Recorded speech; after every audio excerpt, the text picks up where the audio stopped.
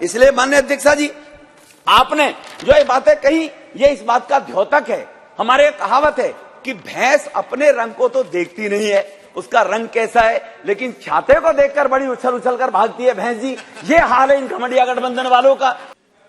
बहुत बहुत धन्यवाद माननीय अध्यक्षा जी, आपने मुझे इस अंग्रेजों के काले अध्याय से छुट्टी दिलाने के लिए जो अनुराग जी लेकर आए, माननीय प्रधानमंत्री जी के उस गारंटी को पूरा करने का प्रयास है कि पुरानी गुलामी की सब चीजों से निजात पाएं जिनसे लोगों की गुलामी की तस्दीकें बाहर हो जाएं।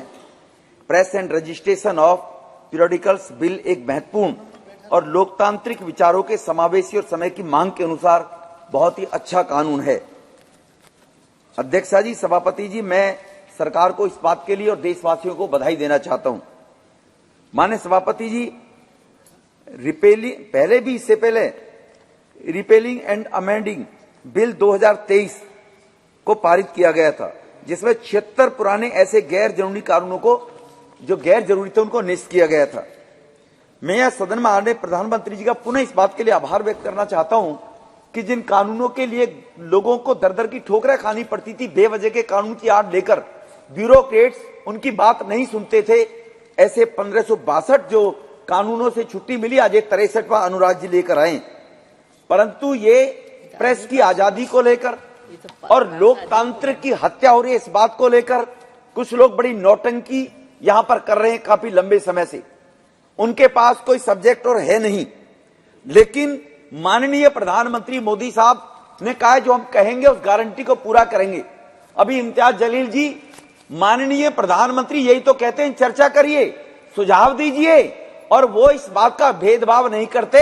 आपके अंदर ये साइकोलिक एक भ्रम है कि मैं अपोजिशन का होकर सुझाव नहीं दे रहा हूं, किसी और का सुझाव है। अपोजिशन का होने के बाद आपका भी सुझाव है, देश हित में है, जनहित में है, उसको भी माननीय प्रधानमंत्री जी एक्सेप्ट करते हैं। ये प्रधानमंत्री जी बार बार पूरे देशवासियों से कहते हैं।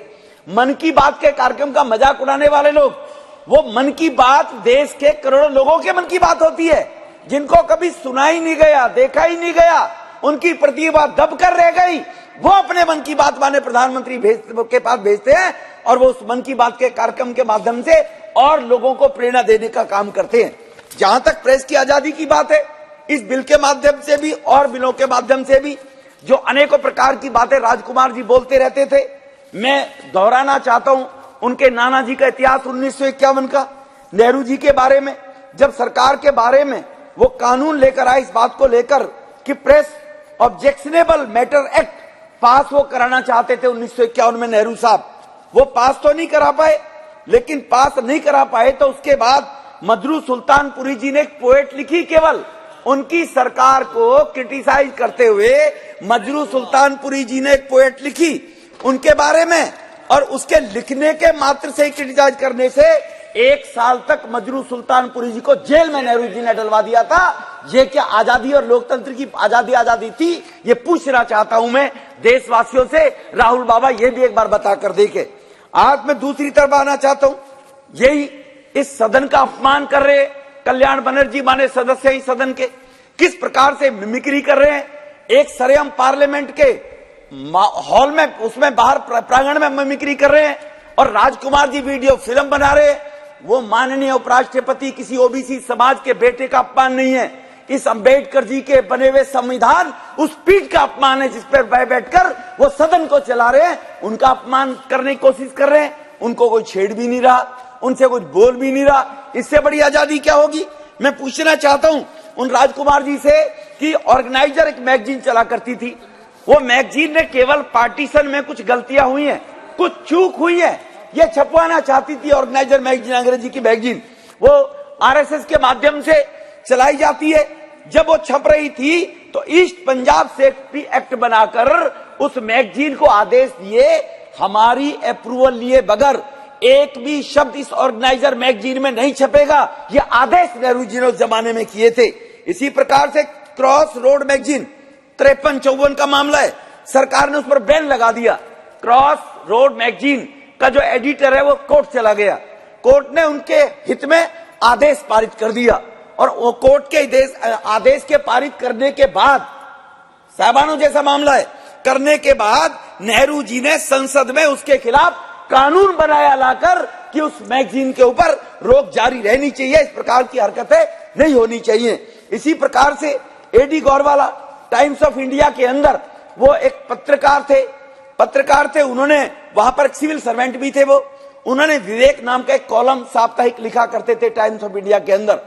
उन्होंने विवेक कॉलम पर, जिसमें उन्होंने नेहरू जी की कुछ पॉलिसियों को क्रिटिसाइज कर दिया, केवल जो बाहर मीडिया में इधर उधर चिल्लाते ये आपके जो घटिया गठबंधन के लोग हैं, इन घमंडिया गठबंधन के लोग हैं, मैं इनसे पूछना चाहता हूं कि वो कॉलम लिखने वाले उस सिविल सर्वेंट एडिटर जो एडी गौरवाला थे, उनको बैन करा दिया कि टाइम्स ऑफ इंडिया में अब इसके बाद इनका कोई भी एडिटोरियल नहीं छपेगा।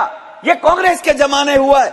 उसके बाद 1 हो 2 हो 4 हो, तो मैं और क्या बताऊं, सिंघम 1980 में सिंघम एकता समता, उनके जो एडिटर थे अजय मित्रा जी, गुरशरण सिंह जी, उन दोनों को क्योंकि वो सरकार की पॉलिसी के खिलाफ उन्होंने सिंघम एकता और समता पत्रिका के अंदर, मैगजीन के अंदर उन्होंने क्रिटिसाइज सरकार को कर दिया, उनको गिरफ्तार करवा लिया नेहरू जी ने। वो गिरफ्तार करवा लिए गए थे, मैं नाम कोट कर रहा हूं, बीजी वर्गीज, उन्होंने मारुति कंपनी बनने पर एक परिवारवाद के नाम से उस परिवारवाद को आगे बढ़ाने के लिए इस प्रकार के कॉलम हिंदुस्तान टाइम्स में लिख दिया। वो हिंदुस्तान टाइम्स में नौकरी किया करते थे, अगले ही दिन छपने के बाद श्रीमती इंदिरा गांधी जी ने उनको नौकरी से बाहर निकलवा दिया। बीजी वर्गीज जो उसके पत्रकार हुआ करते थे हिंदुस्तान टाइम्स के। अब मैं आना चाहता हूं 2020 में महाराष्ट्र में कांग्रेस की सरकार थी, उस कांग्रेस की सरकार में अर्णब गोस्वामी जी ने मात्र महाराजा शाहिनशाह जिलाले इलाही श्रीमती सोनिया जी गांधी जी से एक सवाल पूछ लिया। सोनिया जी से सवाल पूछने पर 100 मुकदमे दर्ज अर्णब गोस्वामी के खिलाफ कर दिए, उनके दफ्तर पे छापा मारा गया और उनको गिरफ्तार करके जेल में डाल दिया अर्णब गोस्वामी जी को। यह है प्रेस की आजादी, यह है लोकतंत्र की आजादी। पूछना चाहते हैं इनसे। अब आइए, एक बौने दुर्योधन साहब दिल्ली में महाराजा बने बैठे हैं, वो कहते थे मैं लोकतंत्र को लेकर आऊंगा, सोनिया भ्रष्ट है, सिब्बल जी भ्रष्ट है, कांग्रेस भ्रष्टाचारियों के पंचायत है। आजकल उन्हीं की गोदी में झूल रहे हैं, उन्हीं की गोदी में झूलने वाले। उनसे पूछना चाहता हूं, पंजाब के अंदर उन्होंने 50-56 करोड़ का एक शीश महल दिल्ली में बनवाया, जो ये कहता था मैं 2 कमरे के मकान में रहूंगा।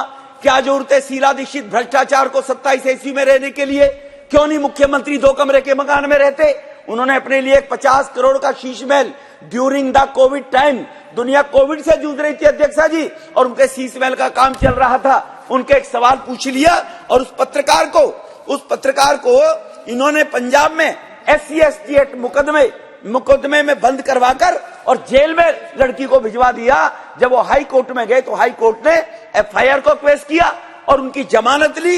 ये इनके मुंह पर तमाचा मारा। कौन साथ हाथ में हाथ मिलाकर चल रहा है? ये घमंडिया गठबंधन के रूप में के साथ में कौन चल रहे? बौने दुर्योधन साहब के हाथ में। ये मैं उनसे पूछना चाहता हूं।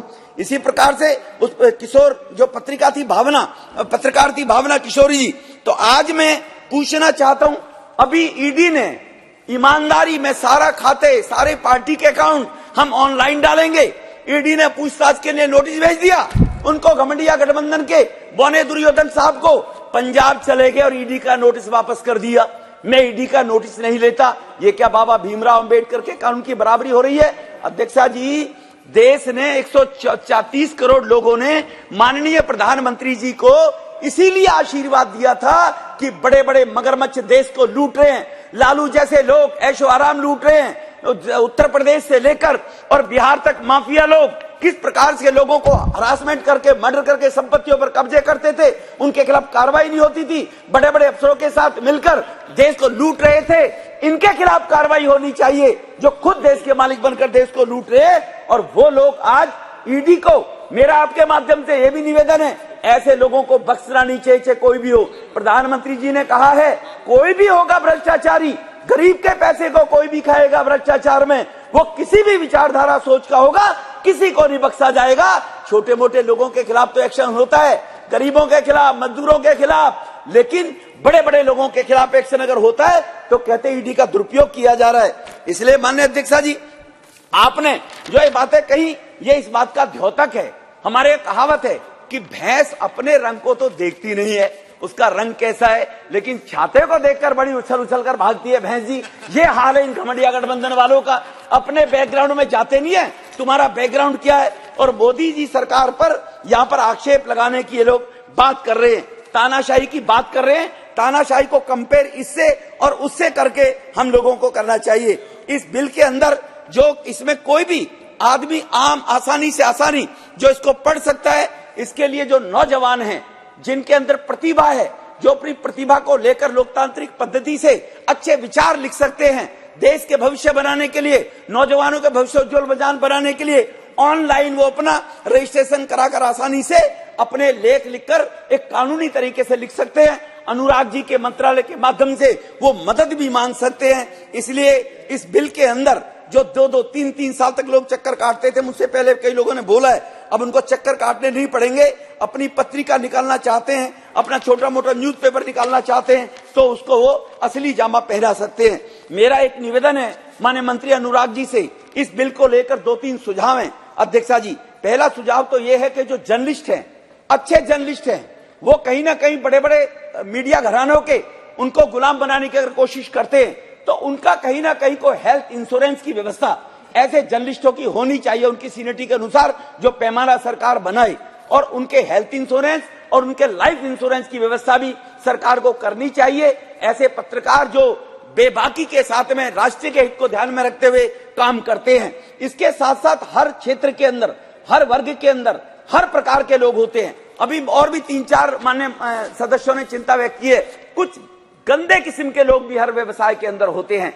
उनकी रजिस्ट्रेशन कराने से पहले उनकी कोई पत्रिका, उनका पहले 3 साल का हमें ट्रैक रिकॉर्ड देखना चाहिए कि कहीं वो किसी पत्रिका छोटे मोटे बार निकालकर कहीं ब्लैकमेलिंग करके लोगों से पैसे तो वसूल करना नहीं चाहता है।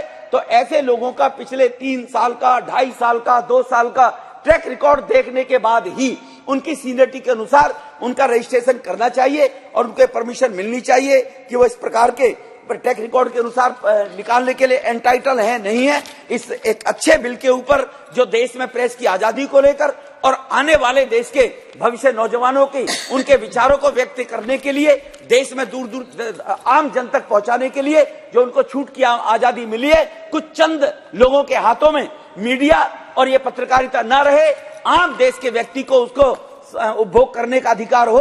ये बिल लेकर आए नए रूप में, जो 150 साल पुराना बिल था उसे निजात दिलाइए। पुनः एक बार मैं अनुराग जी को बधाई देते हुए माननीय मंत्री जी का धन्यवाद करता हूं कि उन्होंने 1562 के बाद ये 1563वें कानून को भी आज तिलांजलि दी जा रही है जो 150 साल पुराना था। बहुत बहुत धन्यवाद। चलिए, बहुत बहुत धन्यवाद।